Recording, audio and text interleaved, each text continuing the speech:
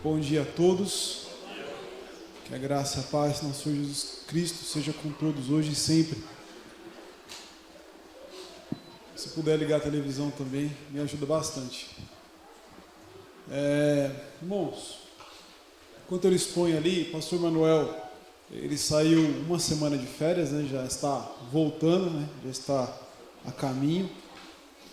E ele pediu que eu não desse sequência em Apocalipse para que ele possa seguir. Ele já conhece as dúvidas de cada um, os caminhos de cada um, e portanto ele falou, traz algum outro tema.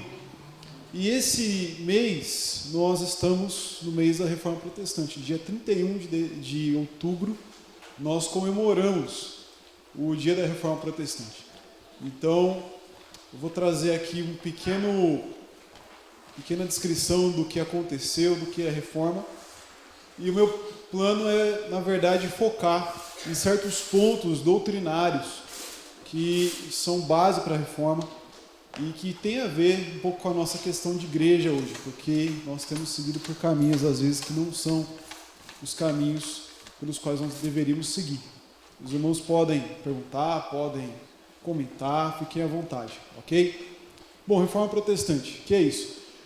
O ano era 1517, e com o falecimento, né, do imperador do Sacro Império Romano Germânico, né, que é essa parte toda aí mais clara, e era necessário se eleger um novo imperador. E esse imperador seria eleito por um conselho formado por 4 príncipes e 3 arcebispos.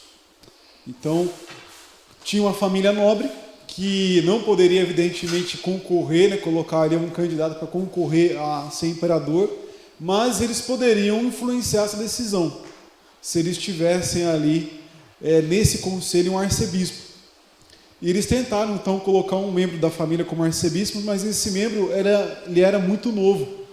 E para conseguir, então, essa condição, eles fizeram um acordo lá com o Papa Leão X, né, esse sujeito aí, que ele deu essa autorização, só que essa autorização custou dinheiro, muito dinheiro. E para conseguir esse dinheiro, eles fizeram empréstimos com banqueiros. Como é que eles iam pagar esse empréstimo, se eles não tinham dinheiro? O Papa, né, esse Papa aí, liberou que eles vendessem indulgências, né? Eu já vou explicar o que é isso. Mas parte do dinheiro das indulgências viriam para pagar os banqueiros e parte para pagar a construção da Basílica de São Pedro, que hoje é aí uma sede aí da Igreja Católica, né? E essa construção foi ganhada com esse dinheiro das indulgências, né? Mas o que são indulgências? Pense comigo, imagine que você é um católico. Uma vez que você foi batizado, você não vai mais para o inferno, mas isso não quer dizer que você vai para o céu. Dependendo da sua vida hoje, você pode ir para 2 lugares, né? Se você fez muitas boas obras, né? Eu coloquei um medidor de boas obras, né? Então, se você fez muitas boas obras, né, você vai ali para o paraíso. Agora, se você não fez boas obras o suficiente, você precisa pagar pelos seus pecados e para assim poder ir para o paraíso. Onde que você paga pelos seus pecados? No purgatório. E o purgatório, como vocês podem ver aí pela representação, é um lugar bem parecido até com o inferno. É um lugar de grande sofrimento, com a ideia de purgar os seus pecados, limpar você dos seus pecados pelo sofrimento. Então você pagaria ali e você conseguiria ir para o paraíso depois. Só que isso poderia levar muito tempo, né? Algum de nós aí poderia pensar o seguinte, mas isso pode levar milênios de sofrimento, porque você peca o tempo todo, em pensamentos, em sentimentos, desejos, todo mundo peca o tempo todo, né? Pela graça de Deus, às vezes a gente consegue passar algum tempo sem pecar, mas todo mundo vai acabar caindo em pecado, né? E não tem um outro jeito de ficar menos tempo? Tem sim, se você comprar uma indulgência.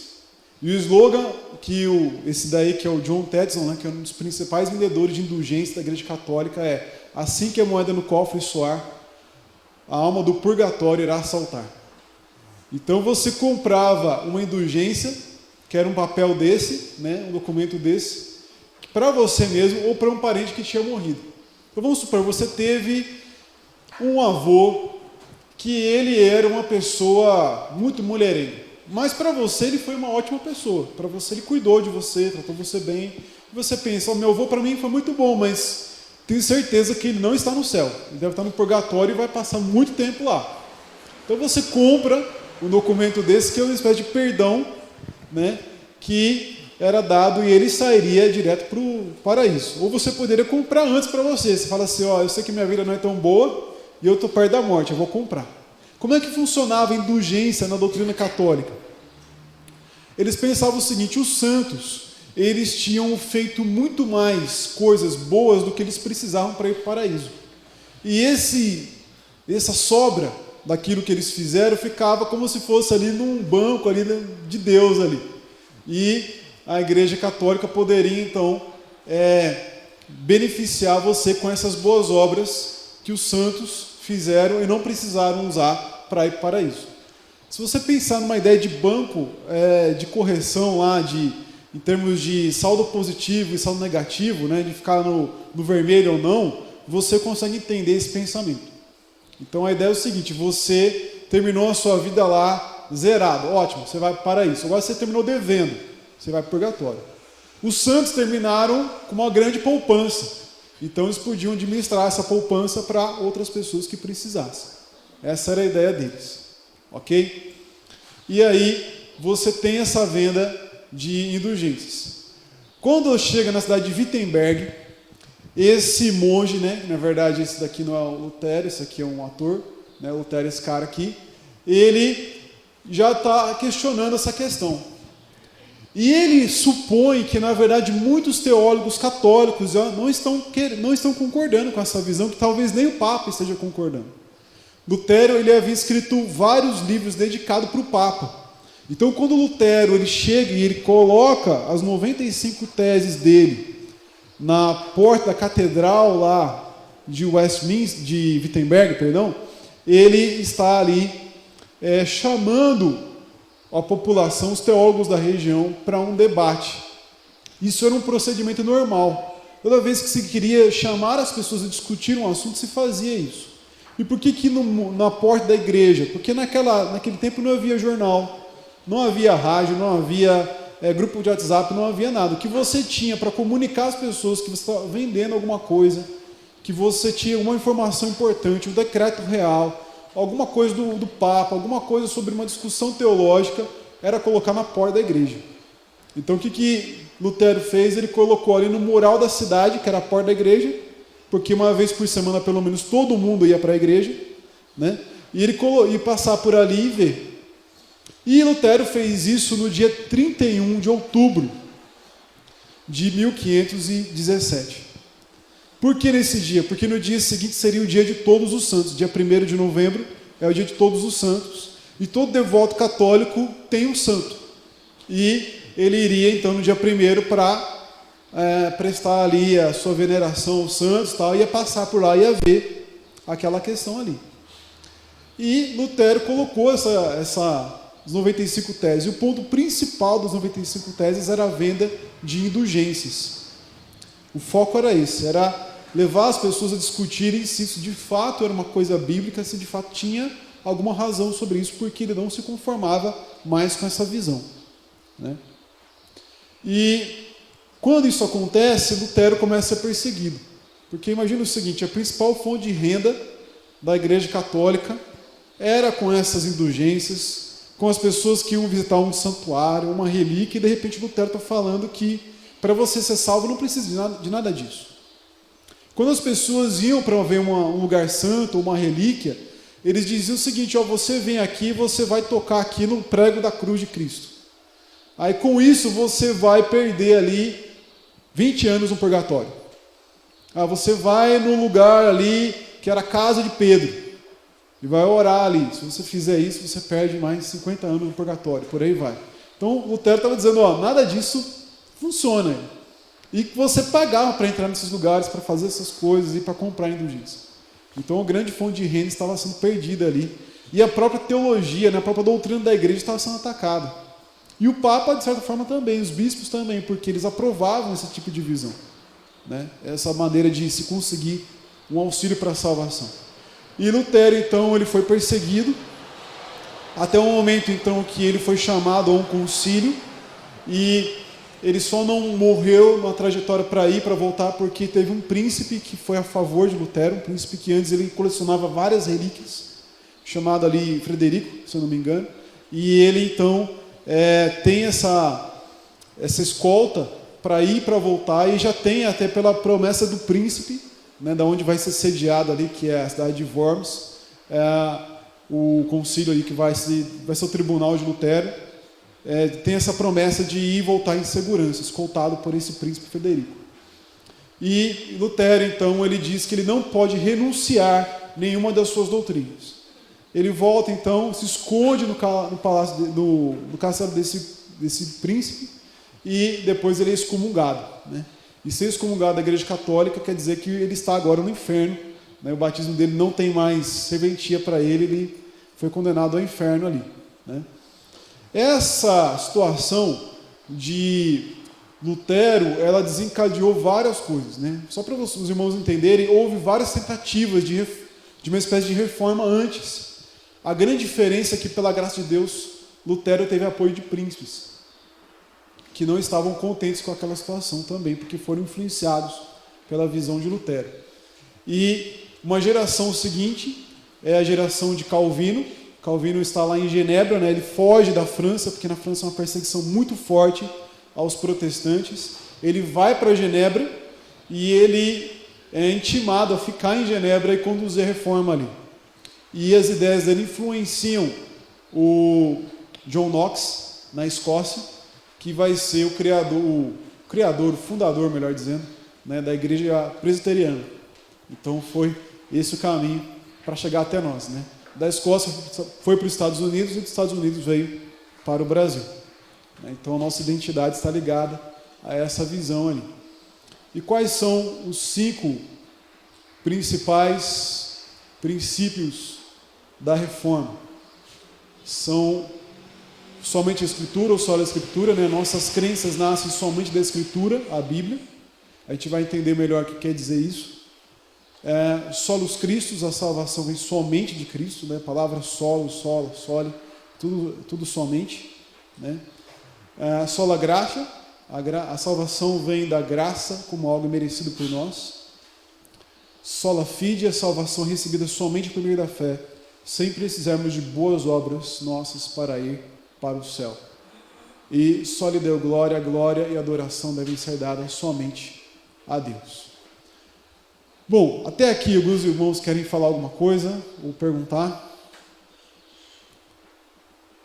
Ok, qualquer coisa pode perguntar depois. Vamos entender o que cada uma dessas coisas significa, né? Se não der tempo, não tem problema, né? A gente vai trabalhar em ordem daquilo que é mais difícil conhecer sozinho para aquilo que é menos, né? E a gente vai ver, então, primeiramente, a questão somente a Escritura, o solo Escritura. É preciso entender, então, a diferença entre a visão do catolicismo e a visão dos reformadores, porque a deles, nesse ponto, é a mesma visão. Então, qual é a visão? Em primeiro lugar, sobre a fonte das doutrinas. Para o católico, né, o catolicismo oficial, você tem 3 fontes de doutrinas: as Escrituras, a tradição e o magistério. O que são essas coisas, né? Em primeiro lugar, para o católico, as Escrituras são os livros que a gente chama de canônicos, e esses deuterocanônicos que são os apócrifos. Os livros canônicos são o mesmo que estão na sua Bíblia aí. Então, se você trouxe uma Bíblia, vamos dizer assim, evangélica, os livros são os mesmos. Mas existem outros livros, né? Então, o livro de Macabeus, o livro de Tobias, de Judite, e por aí vai, né? Esses livros, eles eram ensinados, né, eram usados até a época da Reforma Protestante, mas eles não eram considerados no mesmo nível que os livros canônicos, que os livros que você tem na sua Bíblia, ok? E da onde que vem esses livros? Eles já existiam na época ali dos discípulos, né, que escreveram o Novo Testamento, porém os rabinos não consideravam esses livros. Eram livros que existiam, mas eram livros que não eram usados na sinagoga. O nosso Antigo Testamento, ele é o mesmo Antigo Testamento que era usado na época de Jesus na sinagoga. Tanto que Jesus chega na sinagoga, e ele abre ali um livro de Isaías. Eles fazem citações aos 5 livros de Moisés, a Isaías, aos Salmos, às vezes ao livro de Provérbios, e esses eram livros usados na época. Lucas, no capítulo 24, ele coloca Jesus voltando ali, junto com os discípulos, indo para Emaús, e ele começa a dizer sobre si mesmo, tudo que havia na lei, né, que são os 5 primeiros livros de Moisés, que a gente estudou na escola dominical, os profetas e também os salmos. Né? Os salmos eram, por assim dizer, o nome que era usado para se fazer referência a uma série de livros, né? Como o livro de Daniel, o livro de Ruth, o livro de Lamentações, o livro de Cântico dos Cânticos, Eclesiastes. Né? Haviam 3 organizações do Antigo Testamento, né? Que era a lei. Os profetas começavam lá em Josué e até o livro ali de Malaquias, e os outros livros eram chamados de escritos, e o primeiro deles era os Salmos. Né? Então essa era a divisão que existia na época. E esses livros, eles não foram colocados de maneira forte, assim, de maneira intensa, como ensino que deveria ser colocado para toda a igreja, a não ser depois da reação da Igreja Católica contra a Reforma Protestante, que é no chamado Concílio de Trento, ou como se aprende na escola, a contra-reforma, a reforma contrária à Reforma Protestante. Esses livros, eles ensinam sobre a oração pelos mortos, por exemplo, Macabeus, né? Então, o costume de se fazer uma missa de 7º dia, vem daí, né? Eles ensinam também coisas meio estranhas, o livro de Tobias ensina como você fazer lá uma mandinga para expulsar um demônio, né, de uma pessoa, e outros livros que não se consideram nem inspirados, e eles mesmos não se consideram inspirados, ou apresentam maneiras e condutas que não são de acordo com a palavra, com o resto do Antigo Testamento, né? E por isso não foram aceitos. Outra coisa é a tradição. A tradição seria um ensino oral que não está na Bíblia. Um ensino que foi passado teria sido passado pelos apóstolos e que não está nas Escrituras. Então, dentro desse ensino, alguns defendem que seja a virgindade perpétua de Maria, né? De que Maria, depois de ter Jesus, não teve relações com José, nem com nenhum homem, ou que Maria subiu aos céus à direita de Jesus ali, ou então o purgatório, né? São doutrinas que não estão na Bíblia, mas eles dizem que foram passadas dos apóstolos para os primeiros teólogos importantes da igreja, né? Que a gente chama de pais da igreja, e que daí foram sendo disseminados. Mas você não tem nenhum registro de que, de fato, os apóstolos passaram esse tipo de ensino. Eles defendem que é desse jeito. E o magistério. Né? O magistério são o Papa e os bispos, né? Nos concílios deles, nas discussões teológicas deles. E a ideia de que o Papa ele é guiado e protegido contra o erro de doutrinas pelo Espírito Santo. O que isso quer dizer? Que se o Papa, vamos supor que o Papa seja entrevistado e perguntado sobre quem vai ganhar o próximo Mundial de Futebol. Ele fala, vai ser tal país, Argentina. Se ele errar, não tem problema nenhum, porque não é uma doutrina. Agora, se perguntarem para ele, Papa, com relação a quem Jesus é, ou a como a gente consegue a salvação, o que é? Então, aquilo que ele falar, ele é guiado pelo Espírito Santo, e ele é infalível nessas questões de doutrina. Então, a visão é de que se o Papa falou uma coisa, não tem o que se discutir, né? O grande problema é que, já na época de Lutero, a história da igreja mostra claramente pelos seus documentos que os papas, os concílios da igreja, eles foram e voltaram com relação aos vários assuntos. Eles discordaram entre si entre vários assuntos. Então, como é que fica a situação se o Papa é infalível, né? Se o magistério é infalível? Como é que fica a questão de eles estarem sempre se contradizendo uns aos outros? Né? Então o Papa chega ali, né, um concílio chega ali e diz que Jesus ele era alguém que nasceu como homem e depois recebeu lá o ser divino dentro dele. Aí chega outro Papa e diz, olha, isso não foi o que aconteceu, Jesus nasceu, Jesus já era o próprio Deus desde sempre, e ele ocupou lá o corpo que nasceu dentro de Maria desde a gestação dela, e foi isso que aconteceu. Então, como é que ficam essas discussões, se é desse jeito? E houve muita discussão. A grande questão é que, para nós hoje, há muitas igrejas que parecem ter essa visão, porque elas trazem uma ideia de que há uma outra fonte de doutrina que não seja a própria Bíblia. Há muitas igrejas evangélicas que aquilo que o pastor, o bispo, o apóstolo disse é verdade. Ou se algum profeta trouxe uma revelação, aquilo é a palavra de Deus para nós. Então, hoje em dia, a gente tem essa visão muitas vezes. Hoje em dia também há na igreja uma ideia de que se você tem alguém importante na história da igreja que disse alguma coisa, essa ideia não pode ser contestada, né?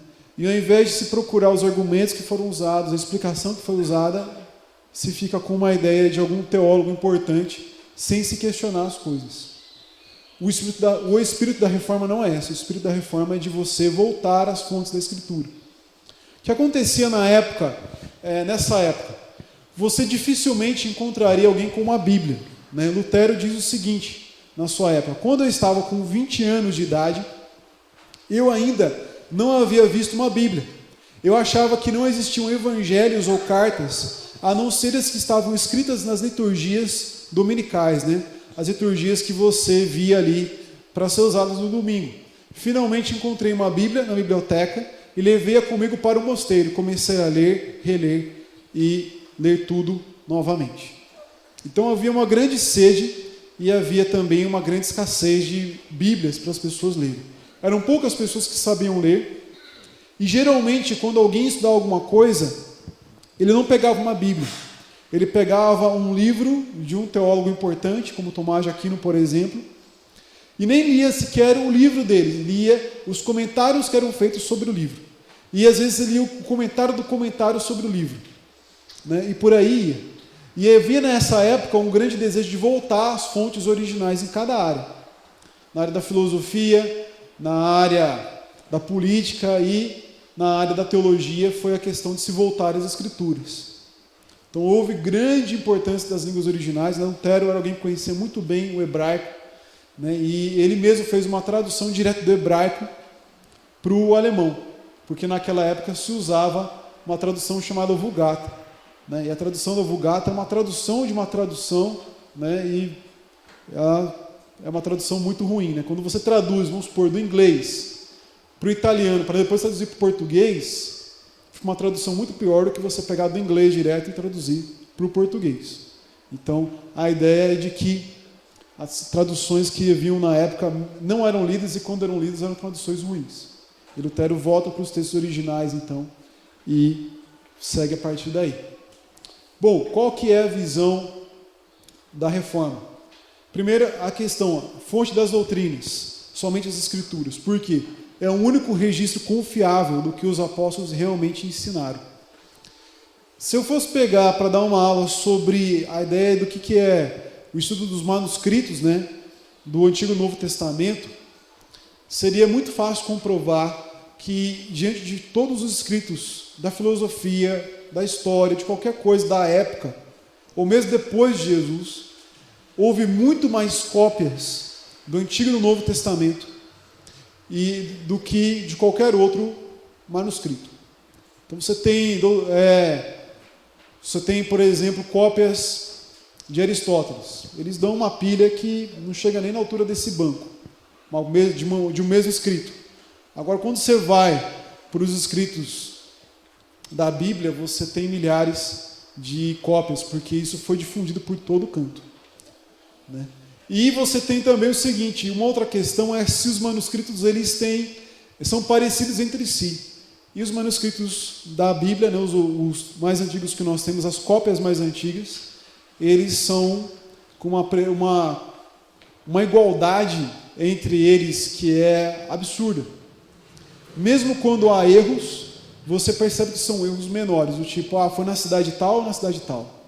Tinham 50 homens ou tinha 500 homens, o cara colocou um zero a mais ali. Mas não há erros, por exemplo, se Jesus é de fato Deus. Não há erros, por exemplo, vamos supor, se Jesus fez um milagre ou não.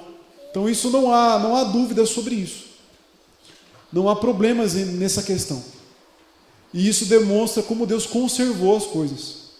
Porque o Espírito Santo não apenas inspirou a palavra de Deus, o Espírito Santo também ele foi conservando a palavra de Deus pela providência de Deus.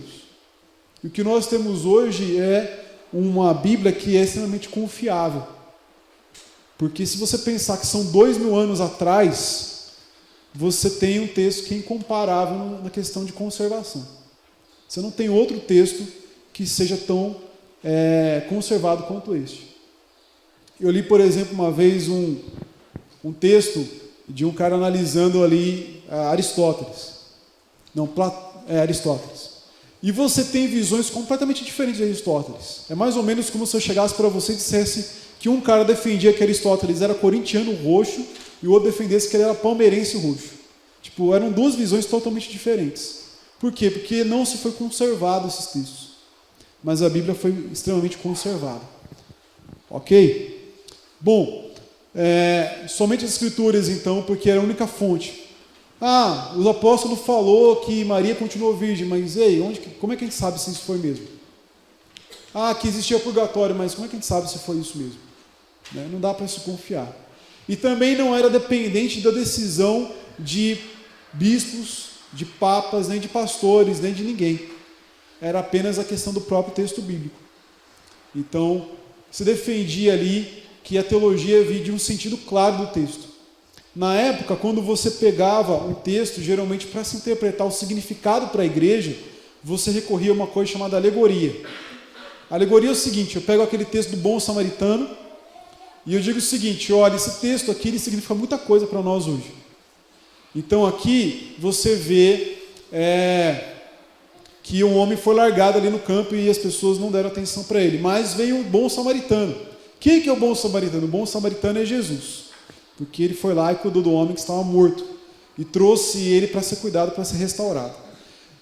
Ele colocou sobre um jumento lá, sobre uma mula ou cavalo, sei lá. Quem que é esse animal? Esse animal representa o Espírito Santo, porque o Espírito Santo nos conduz depois que Cristo nos salva. E ele foi levado para uma hospedaria. Que hospedaria que é essa? É a igreja. A igreja é a hospedaria. Então nós somos aqueles que recebemos as pessoas que são salvas.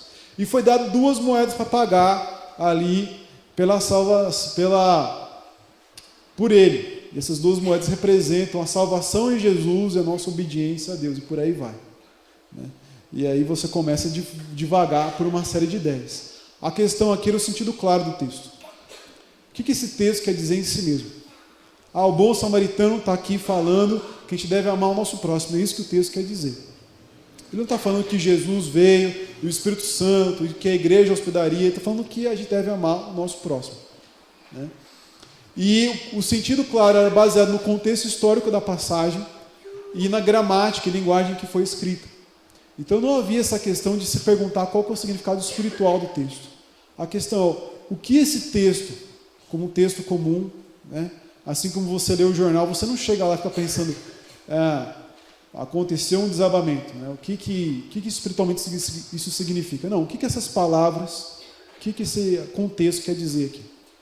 E aí você entendia o texto. Também havia a crença de que todos os crentes possuem o Espírito Santo e, portanto, o entendimento das Escrituras. Não é que você pudesse entender qualquer coisa, mas as coisas principais para você ser salvo e se relacionar com Deus estavam acessíveis para você. O que isso quer dizer? Que todo crente poderia ler a Escritura. Ele não precisava de um padre ou hoje em dia um pastor para ler as Escrituras e aprender as Escrituras. Então, se começou a pensar no acesso de todo mundo ter as Escrituras para ser salvo, e se buscar apenas compreender por si mesmo e junto com o Espírito Santo. Um outro teólogo da época, chamado Zwinglio, disse o seguinte: quando eu era mais jovem, eu dediquei-me demais ao ensinamento humano, como outros da minha época. E quando há 7 ou 8 anos eu passei a devotar-me inteiramente às Escrituras, eu era sempre impedido de fazê-lo pela filosofia e pela teologia. Finalmente, porém, cheguei ao ponto em que, guiado pela palavra e pelo Espírito de Deus, vi a necessidade de colocar de lado todas essas coisas e aprender a doutrina de Deus diretamente da sua própria palavra. Então comecei a pedir luz a Deus e as Escrituras tornaram-se muito mais claras para mim. E a conclusão que ele tem em outra parte é: a palavra de Deus pode ser entendida por um homem sem nenhum guia humano. Então a ideia da reforma era você e a Bíblia, e Deus. Essa é a sua maneira de procurar a verdade. Procure a verdade por si mesmo, né? Não, se a gente usasse uma palavra de hoje em dia, não acredite em qualquer coisa, porque pode ter muita fake news aí, né, sendo pregada nas igrejas, mas vai diretamente à fonte, a Bíblia, a palavra de Deus, e procure por si mesmo, com a ajuda do Espírito Santo. E quando nós fazemos isso, nós podemos encontrar a verdade sobre Cristo, sobre a graça de Deus e sobre como nós nos relacionamos com Ele. A ideia é de que você tinha um livre acesso à Escritura, mas, como a gente viu antes, você tinha que ler a Escritura como um livro comum. Isso não é desmerecer a palavra de Deus? Não. É você procurar o sentido mais claro do texto e ficar com esse sentido. Assim como você faz com qualquer livro. Quando uma criança na escola, ela lê um livro lá sobre sentido do pica-pau amarelo, ela não fica pensando o que aquele livro quer dizer diante da política atual, ou sei lá o que. Ela pensa na história. O que essa história quer dizer? O que esse personagem está falando? É apenas isso. E a Bíblia é desse jeito. Porque a palavra de Deus hoje, para nós, é a mesma palavra que foi dada antigamente. Isso é o contrário do que muitas pessoas crentes fazem hoje.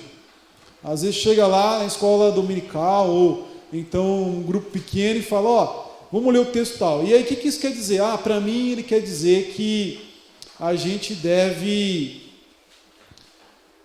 amar o próximo. Para o outro. E para você, irmão? Para mim quer dizer que a gente deve amar os da igreja apenas. E o que quer dizer? Não, a gente deve amar os de fora, mais do que os de dentro. E cada um tem uma ideia. E a gente às vezes termina a nossa aula, nosso estudo, dizendo, então Deus fala com a gente de diferentes formas, né? Quando não é assim. Eles focavam apenas um sentido.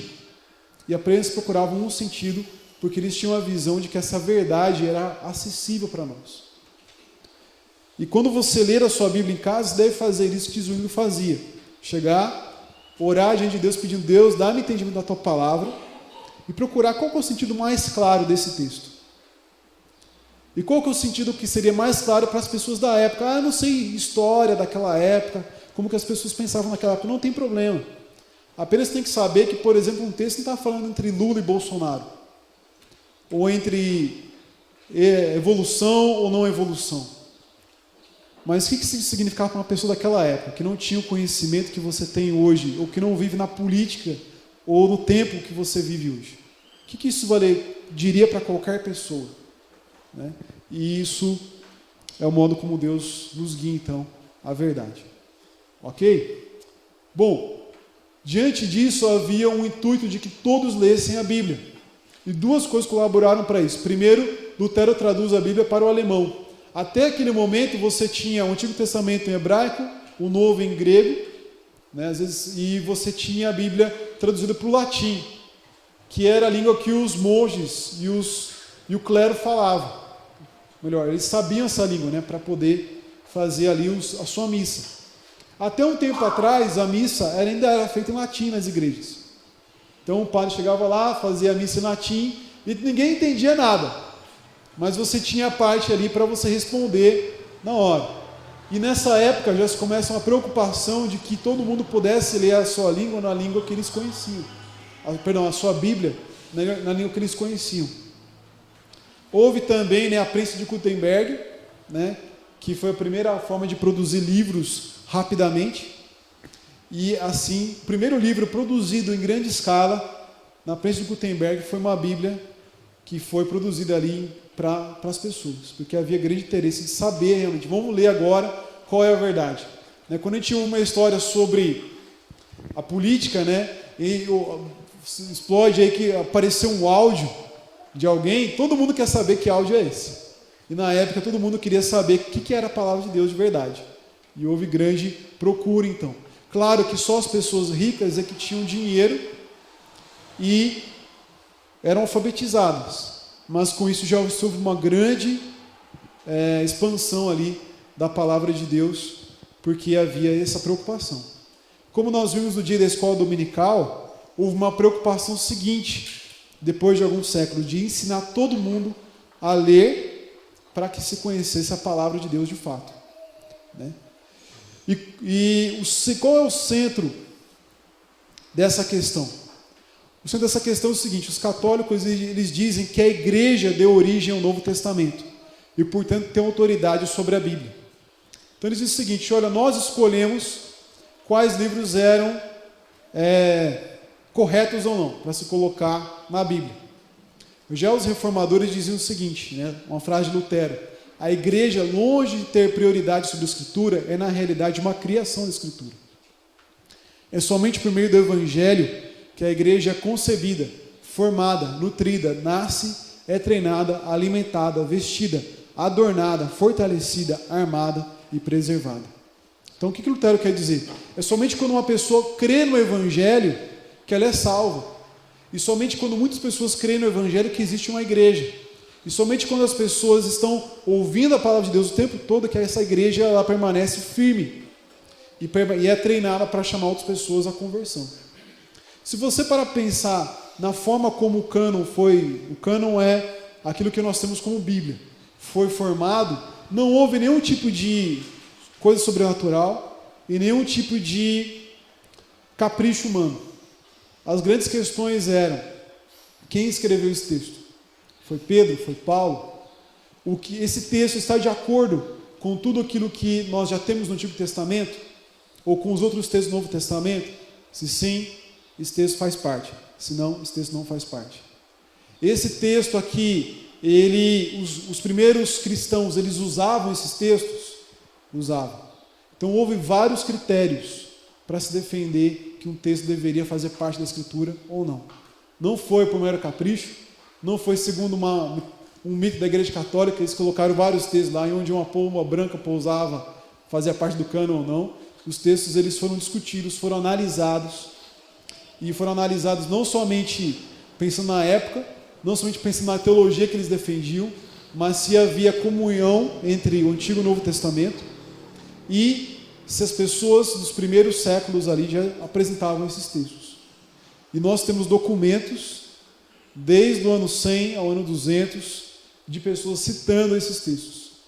Então esses textos eram os textos que se usavam desde a época da primeira igreja lá.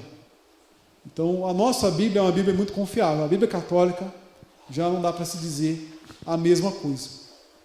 É uma Bíblia que uma parte contradiz a outra, em que você não tem esse testemunho antigo de ser usado. Você tinha esses textos ali circulando como curiosidade, mas eles não eram usados como ensino, como hoje é usado. Ok? E qual que é a importância dessa questão para nós? Esse Thomas Hobbes, ele é um filósofo importante na história, e ele não era cristão, mas justamente por isso é interessante que a gente veja a visão dele. Porque ele diz o seguinte: depois que a Bíblia foi traduzida, todos os homens, até todo garoto ou garota que pudesse ler em inglês, pensavam que falavam com o Deus Todo-Poderoso e entendiam o que ele dizia, quando com um certo número de capítulos por dia haviam lido as Escrituras até o fim, uma ou duas vezes. A ideia aqui, diferente da visão católica, é que você tinha uma proximidade com Deus. Você não falava com Deus por meio de um telefone sem fio, né? Que vinha lá a palavra para o padre e do padre para você, ou do Deus para o pastor, do pastor para você. Você tinha acesso a Deus. Você se relacionava diretamente com Deus quando você lia as Escrituras. As Escrituras eram a voz de Deus para o povo. E muitas pessoas, ao invés de fazer isso hoje dentro da igreja, elas fazem o contrário disso. Elas se comportam como pessoas que vivem na Idade Média, como pessoas que não têm acesso à Bíblia, ou que não sabem ler. Porque o único contato que tem com a palavra de Deus é quando chega na escola dominical, ou chega no culto, e aí ouve aquilo que o pastor lê, diz amém a tudo que ele fala, sem ter o hábito de conferir na Bíblia, de consultar a Bíblia, de ler a Bíblia. Ou então eles chegam e não têm essa visão de que há uma verdade que foi passada para nós. Aí assiste um vídeo no YouTube do cara defendendo uma visão de um texto. E aí assiste outros 3 vídeos, e tem 3 visões diferentes, 4 visões diferentes. ela diz, todas essas visões pareceram boas para mim. Ao invés de ter o discernimento de que há uma verdade que nos foi dada, que há um sentido claro que deve ser buscado, e que esse sentido é o que de fato é a palavra de Deus para nós.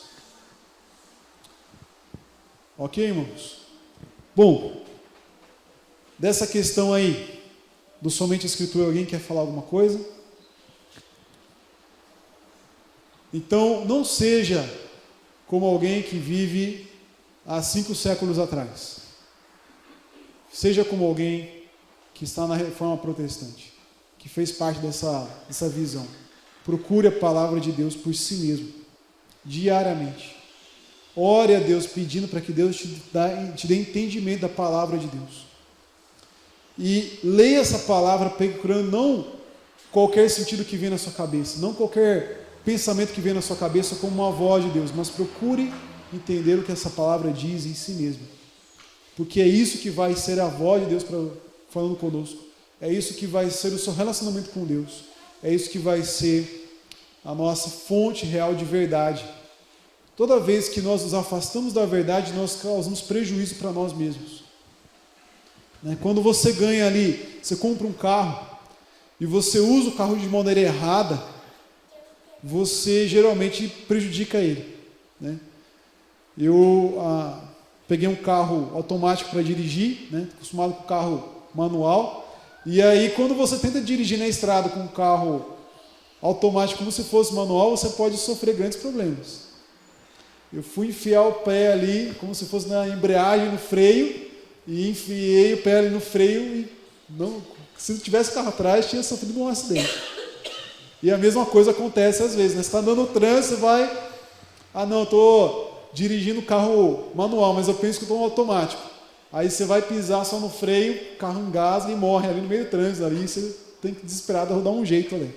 Então, quando a gente não reconhece a verdade, quando a gente não lida com a verdade, não pensa naquilo que é a verdade de Deus para a nossa vida, nós podemos ter problemas. Ok? Então, que você seja alguém que procure a verdade da palavra de Deus. Tá bom? Bom, essa outra doutrina, somente Cristo. Por que ela é importante para nós? Por que foi importante na época?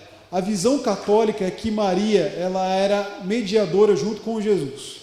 Mediador é aquele que faz o meio de campo, no sentido da salvação. É alguém que fornece para nós a salvação de algum jeito. E há duas visões. Primeiro, no lado aí esquerdo, que Maria é corredentora. Ela é redentora junto com Jesus. Ela nos redimiu junto com Jesus. E o outro lado aí, dispensadora das graças. Quer dizer, ela administra a graça de Jesus e distribui entre as pessoas. Então, a primeira visão aí, ela é baseada na seguinte visão, de que assim como houve 2 Adãos, porque houve Adão e Eva, e Paulo, quando quer fazer uma comparação de Jesus, da salvação de Jesus, em Romanos 5, ele diz que Jesus é o novo Adão, porque assim como o primeiro Adão entrou o pecado no mundo, pelo segundo Adão começou uma nova humanidade que, por causa da graça que entrou através dele no mundo. E aí o cara inventa que tem uma segunda Eva, porque pela primeira Eva veio o pecado e pela segunda vem a salvação. Então, Bernardo, em 1153, diz o seguinte: há um homem e uma mulher que nos prejudicaram grandemente, Adão e Eva. Mas graças a Deus há também um homem e uma mulher que tudo restauraram. Então eles entendiam que Maria, junto com Jesus, haviam restaurado todas as coisas. E de onde que eles tiraram essa ideia? De uma expressão de Maria que é faça-se. Quando o anjo Gabriel chega para Maria e diz para Maria: olha Maria, de você vai surgir aí o Filho de Deus, o Filho do Altíssimo, o Espírito Santo vai vir sobre você e você vai dar a luz ao Cristo. Maria respondeu: faça-se conforme a vontade do meu Senhor. E os católicos entendem que quando Maria fez isso, ela deu a permissão para que Jesus nascesse.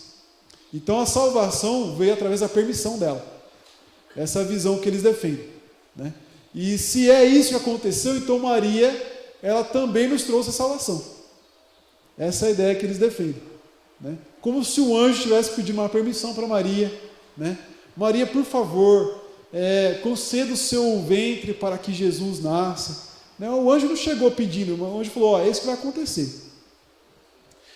E se ela tivesse alguma voz nesse negócio, ela talvez ali como o seu cunhado, Zacarias, né, que no capítulo 1, ele duvida de Deus, Deus poderia castigar ainda e o filho nascer do mesmo jeito, né, porque isso aconteceu com João Batista no mesmo capítulo, antes, Lucas capítulo 1, em que Zacarias duvida, mas será que isso mesmo pode acontecer? E aí Zacarias sai cego, mas a sua esposa tem um filho com ele depois, que é João Batista. Então o anjo ele não pediu permissão, ele não deu a permissão, né? E é interessante o seguinte, que ano passado, um grupo de feministas católicas usou esse texto para dizer que se Maria teve a chance de dar a permissão de Jesus nascer ou não, elas têm direito a abortar, porque elas têm o domínio se a criança pode nascer ou não, contrariando uma doutrina católica oficial, uma visão católica oficial que é contra o aborto. Então você perceba qual é a situação, né? Um texto entendido fora do seu sentido claro pode dar base para qualquer ensinamento. E essa era a visão que eles tinham na época ali. Como ela é corredentora, ela também era dispensadora das graças. O que isso quer dizer? Nós temos, por exemplo, aqui na cidade o dispensário. O que é o dispensário? Ele reúne doações e dá para as pessoas que precisam, certo? Então Maria teria essa função. Por quê? Por dois textos. Né? O primeiro texto é João capítulo 2. Lembra de quando Jesus estava no casamento? E aí faltou vinho no casamento? E aí Maria, sabendo disso, foi falar com Jesus. E Jesus disse o que para ela? Ele fala assim, mulher, que tenho eu contigo? Porque não chegou ainda a minha hora. E aí Maria fala o seguinte, façam tudo o que ele vos disser para fazer. Aí Jesus dá as ordens lá e o vinho aparece. Aí o católico entende que esse texto demonstra que Jesus fez algo segundo Maria. Sabe aquela expressão, pede para a mãe que o filho atende? Eles dizem que foi isso que aconteceu. Né? Maria viu o problema, falou com Jesus, Jesus vai lá e faz esse negócio aí acontecer. Marcos 5, versículo 7, né? Não precisa abrir. Mas um demônio chega ali, uma legião de demônios chega ali diante de Jesus, né? Possuindo um homem, e pergunta, que tenho eu contigo? Jesus Nazareno. Então, que expressão é essa, que tenho eu contigo? Era uma expressão que quer dizer, a gente não tem nada a ver um com o outro. Então, assim o demônio fala, Jesus, o que você está fazendo aqui? A gente não tem nada a ver um com o outro. Mas como é que Jesus fala isso para a própria mãe dele? Porque é uma diferença entre os 3 primeiros evangelhos e o 4º evangelho, o evangelho de João. Nos 3 primeiros evangelhos, o foco está em Jesus como rei que veio de Davi. No último evangelho, o 4º evangelho, o foco está em Jesus como Deus. Como Deus, Jesus não tem nada a ver com Maria. Maria deve ser serva de Jesus, e não o contrário. Aliás, como rei, é isso que deveria acontecer também. Então, o que Jesus está dizendo é o seguinte, olha, o tempo de ser filho, o tempo de obedecer às suas ordens, como um bom filho judeu, acabou. Agora é a minha vez de conduzir as coisas aqui. Né? E você não tem depois, por exemplo, Maria no capítulo 3 de Marcos vem para, junto com os irmãos, prenderem Jesus, porque acham que ele está doido. Isso está lá em Marcos capítulo 3, você pode procurar depois na Bíblia. E Jesus diz, quem é minha mãe, meu irmão e minha irmã? São aqueles que obedecem a palavra de Deus. Você tem outro momento em que Maria parece que ela se esqueceu das palavras de Jesus, sobre quem é Jesus. Então, o foco todo do texto não é mostrar que Maria ela oferece a bênção dela, a bênção de Jesus para nós. Que ela faz o meio de campo entre nós e Jesus, né? Como aquele filme Alto da Compadecida, né? Que Jesus quer mandar para o inferno e Maria dá um jeitinho com Jesus lá, uma conversada, e ele amolece o coração e salva ali o pessoal. O foco ali é mostrar sobre essa restauração que Jesus traz para a nossa vida, transformando a nossa vida aí da água para o vinho, né? No sentido de abandonar o caminho do judaísmo antigo e viver agora numa nova era, que é o reino de Deus. Tudo bem? Até aí. O segundo texto é um texto que eu vou ler aqui, que eu acho que a maioria dos irmãos conhece, mas às vezes passa batido da gente. João 19, 26 e 27. Vendo Jesus sua mãe, né, já está na cruz, né? Então, vou ler do 25. E junto à cruz estava a mãe de Jesus, a irmã dela, e Maria, mulher de Clopas, e Maria Madalena. Vendo Jesus sua mãe, junto a ela o discípulo amado, disse: mulher, aí está o teu filho. Depois disse ao discípulo: eis aí a tua mãe. Dessa hora em diante o discípulo a tomou para casa. Então, eles entendem que a partir daí Maria se tornou mãe da igreja. Por quê? Porque o discípulo havia sido colocado por Jesus como filho de Maria. Mas qual que era a ideia aí? É que Jesus estava dando o dever de cuidar da mãe dele para o discípulo amado, né? Então o foco é esse, mas a igreja entendeu que a partir daí Maria se tornou mãe da igreja, né? E como todo bom latino, né, nós quando temos um problema, nós podemos recorrer ao pai ou à mãe, e aí a gente tende a recorrer à mãe, geralmente porque a mãe é coração mais mole, vai interceder por nós, né, e vai saber falar com o pai para as coisas acontecerem a nosso favor, né? Então a ideia é essa, tá bom? Eles defendem essa ideia, mas essa ideia não é bíblica, né? Qual que é a ideia bíblica, então, de que nós somos salvos somente por Cristo? É a ideia que é apresentada em alguns textos. Atos 4, 11 a 12 diz: este Jesus é a pedra que vocês construtores rejeitaram, e que se tornou a pedra angular, a pedra que dá fundamento à igreja. Não há salvação em nenhum outro, pois debaixo do céu não há nenhum outro nome dado aos homens pelo qual devamos ser salvos. Oi, pode falar. Sim. Lucas capítulo 2, Lucas capítulo 1, versículo 46 e 47. Então disse Maria: a minha alma engrandece ao Senhor, e o meu espírito se alegrou em Deus, o meu Salvador. Quer dizer que ela não era redentora. Ela precisava de um Salvador. Deus é o Salvador e Redentor. Essa é a ideia, porque ela precisa de um Salvador também. Voltando em redentora, porque ela não era redentora. Exatamente. Como é que os católicos defendem essa ideia de que Maria seria redentora? Com a ideia de que ela seria pura. De onde que eles tinham essa ideia de que Maria é uma pessoa pura? Da ideia do seguinte, da visão de que para eles a alma vem da mãe. Então, por um processo o corpo nasce da mãe, a alma também vem da mãe, né? Essa é uma visão que eu nem sei se eles defendem hoje mais, mas essa é a origem. E daí, se Cristo era um ser puro, Maria tem que ser um ser puro também. Só que isso causa um problema, porque daí a mãe de Maria tem que ser pura, e a avó de Maria, e por aí vai até lá atrás, né? Tem que ter uma linhagem pura. Você relacionar isso com Adão e Eva, fica difícil daí, né? Você tem uma linhagem pura que vai vindo daí, né? Então isso não faz sentido, né? Não há salvação em nenhum outro nome, pois debaixo do céu não há nenhum outro nome dado aos homens pelo qual devamos ser salvos.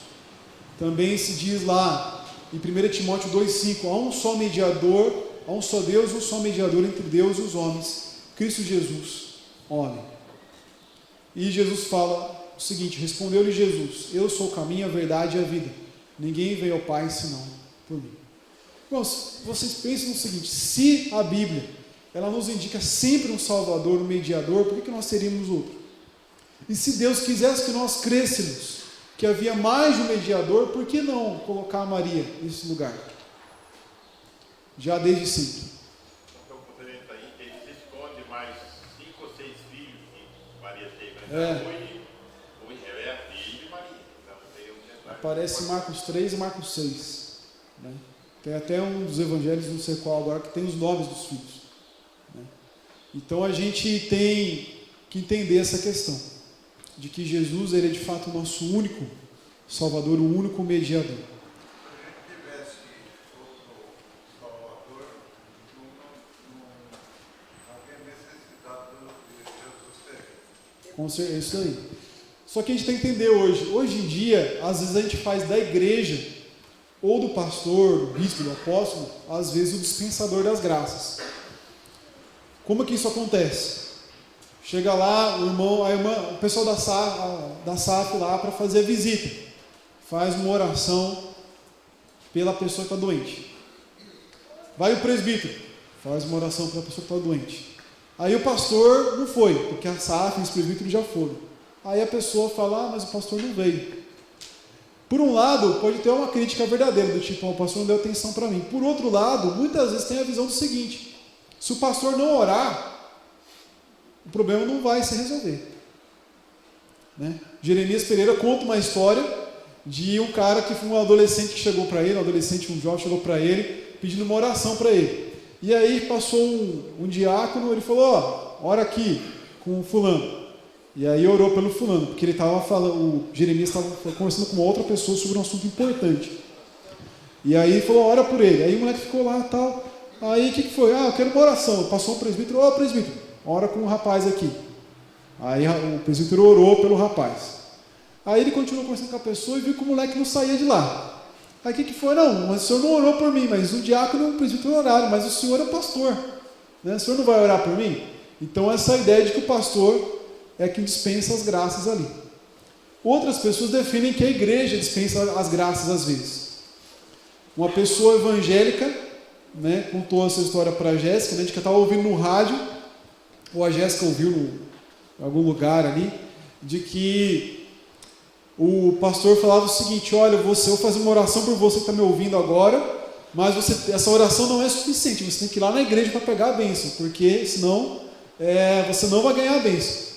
E muitas igrejas hoje se colocam como dispensadora das graças. Olha, você só vai alcançar a bênção na nossa igreja, ou se você vier na campanha tal, a campanha que dispensa as bênçãos aqui.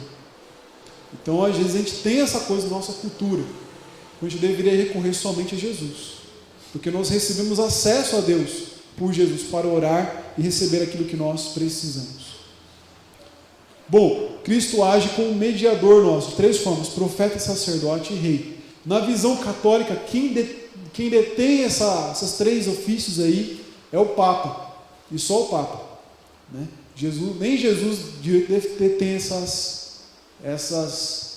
ofícios. Né? Jesus é o nosso profeta, como profeta ele tanto representou o Pai como seu profeta, trazendo a palavra, falando ao povo por parte de Deus, como foi também a verdade profetizada. Então em Lucas 24, 27 se diz, e começando por Moisés e todos os profetas, Jesus explicou-lhes o que constava a respeito dele mesmo em todas as escrituras. Então Jesus anunciou a palavra que era sobre ele mesmo. Como sacerdote, Jesus foi tanto sacerdote como sacrifício.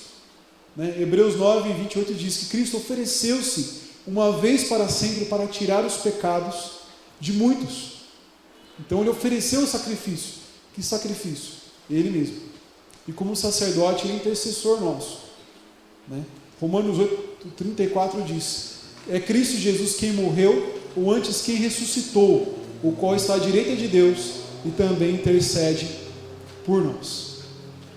Então Jesus mesmo intercede por nós. Nós não precisamos, de um santo ou de Maria para interceder por nós, porque o próprio Jesus intercede por nós ao Pai, o que também aparece em 1 João capítulo 2, versículos 1 e 2. Então a gente precisa retomar essa ideia aqui, de que Jesus fez o sacrifício suficiente por nós, senão nós seríamos mais de um Salvador. O rei, Jesus é o rei, ele tanto representou o Pai, né, como o rei, Humano Faria, quanto ele mesmo é o próprio Deus, Rei dos Reis e Senhor dos Senhores. Então, diz lá em Marcos 12, Jesus ensinando no templo perguntou, como dizem os escribas que o Cristo é filho de Davi, né, ou seja, aquele que deveria herdar o trono de Davi, o reino de Davi. O próprio Davi falou pelo Espírito Santo, disse o Senhor ao meu Senhor, assenta-te à minha direita. Né? Então a ideia aqui é que Jesus ele é tanto filho de Davi, né, como descendente ali, humano, herdeiro do trono de Israel, como ele é o próprio Deus, que reina sobre todas as coisas, deve ser o rei acima de todos os reis, porque ele diz, o Senhor Deus disse ao meu Senhor. Então o Senhor de Davi, quem que era? Jesus Cristo. Então ele foi colocado acima de todas as coisas. Então Jesus, como nosso mediador, ele é o profeta que traz a palavra de Deus para nós, mas essa palavra fala sobre ele. Ele é o sacerdote que vive para interceder por nós e que deu o sacrifício. Que sacrifício? Ele mesmo. E ele é o nosso rei. Não há nenhum outro salvador que nós precisemos ou que nós tenhamos da parte de Deus, a não ser o próprio Jesus Cristo. Então você precisa apenas de Jesus e de mais nada a não ser Ele. E não tem outro caminho para a salvação a não ser o próprio Jesus. Ok? Por isso que a gente diz que é somente por Cristo que nós somos salvos. Quem quer falar alguma coisa? Até aí? Bom, eu tenho 7 minutos, eu posso passar, dá para passar todos, mas eu posso passar os próximos 2, que é uma tacada só, que é somente pela fé e somente pela graça, ou os irmãos podem fazer algum tipo de pergunta sobre qualquer uma das coisas que a gente falou ou não falou aqui, se os irmãos preferirem.